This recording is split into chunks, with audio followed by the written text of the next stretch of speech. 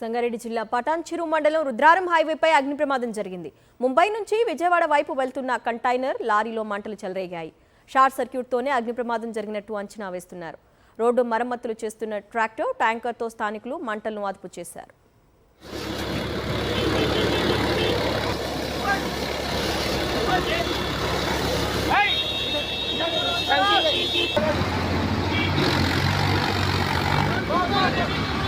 సంగారెడ్డి జిల్లా పటాన్చెరు మండలం రుద్రారం హైవేపై అగ్ని ప్రమాదం జరిగింది. ముంబై నుంచి విజయవాడ వైపు వెళ్తున్న కంటైనర్ లారీలో మంటలు చెలరేగాయి.